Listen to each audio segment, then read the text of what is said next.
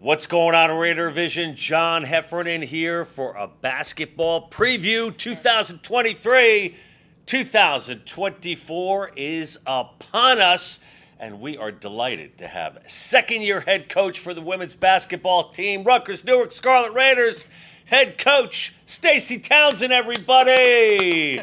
Stacey, so happy you're here joining us today. Hope springs eternal, new season, new faces. And you have 1 year under your belt. Second year, what's that feeling like to have maybe perhaps some traction now, a little bit more of your fingerprints on this program in what was really a rebuilding year last year for you guys? How's it looking on the cusp of this opening game and opening part of the season? For sure. First, thanks for having me. Of course. Last year was difficult, being hired late in the season and not having the opportunity to really recruit. And still, figuring it out, figuring out how we wanted to run this program, how we wanted to change the culture, change some things here. This year, I think it's going to be a lot different. We have a good core group of freshmen coming in, our returners coming back, and we're just looking to really play well, build some chemistry, and do some great things in the conference.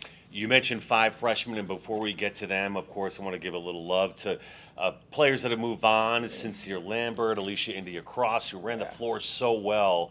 Obviously, that's part of life in college, and players moving on. How big a loss are the graduating seniors? Are they? And are you confident you'll be able to fill some of those holes? Well, definitely. We're losing two stellar point guards for our program. Both of them handled the ball a lot for us last year, 90% of the time. So losing both of them, Sincere and Alicia, at the same time, it puts a damper on our program, but I think we've done a good job of replacing them and getting some kids in here that can handle the ball just as well. All the way from Cajun country, Louisiana, the state of Louisiana. Tell us about, I know she's one of the bright lights and new faces. Tell us what you think about Tatiana's game and what she may bring as a freshman to this team. Tatiana's a powerhouse. She's a very versatile player.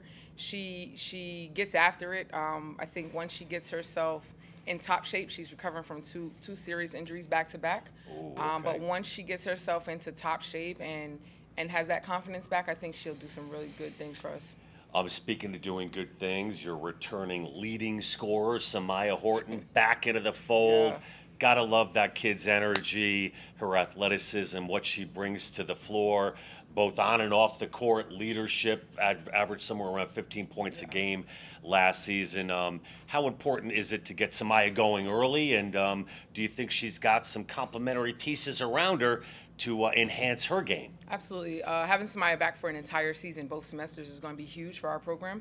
We only had her the second part last year, but she works hard. Samaya goes after it day in and day out in practice. And the benefit for having these key players around Samaya's not going to have the ball in her hand as much, so she'll be able to come off a screen. She'll be able to look to score a little more without having to run an offense for us. Just moving on from Samaya, a couple of other returning players that I would assume have more of a leadership role this year. Ebony Odom Barnes certainly could be part of that conversation. Renee Houston Allen. Tell me a little bit about your thoughts on some of your more senior players, and do you think that chemistry can be there and equate into a couple more wins this season? Absolutely. I think we're doing a great job in this offseason leading up to our season, building the chemistry off the court. Ebony has been voted captain for us, so she has taken on that leadership role. Her teammates notice it, they recognize it, and they need that from her. Her ability to score, she has worked on her game. Her jump shot has gotten a lot better.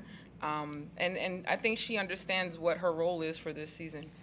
As far as your X's and O's, I mean, Stacey, you've been around some of the highest levels of basketball, whether it be playing at Seton Hall, Division I, in and around the NBA for periods of time.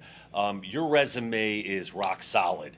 I also believe the growth of women's basketball, both on the collegiate level and on the professional level, the Aces back-to-back championships in the WNBA, colleges are selling out attendance-wise, whether it be a Division I, II, or III.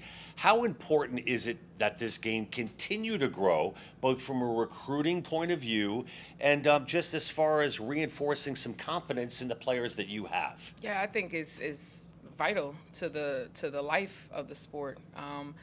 In order for it to continue to thrive and do well, it has to grow. And I think, across the board, we're doing a good job of putting energy into women's sports, particularly women's basketball. I think it's important for our youth, inviting them to our games, having them come and see us play, giving them the hope that, just because you're not playing at Division I, Division II doesn't mean you can't play. Division III, you can thrive. You can win championships at the Division III. You can become All-American. You can become all of these things at every level. You just got to put in the work. And I think as long as they keep seeing it, broadcasted on televisions at the collegiate level and the professional level, they're going to continue to dream it. For some of the freshmen, let's say players, family, friends who are getting to know Rutgers Newark, the Rutgers Newark family, the athletic department, you, and all that it goes along with it, how would you describe this group? How the X's and O's may change a little bit this year, and really kind of your style. I know you like to run the ball, also defensive-minded as well, but what do we have to look forward to as far as that is concerned this season? I think you're definitely going to see a more competitive team, a team that's going to compete. They're not going to give up as easily. They're fighters. They know what it takes to fight, and hopefully some of that can translate to some successes for us.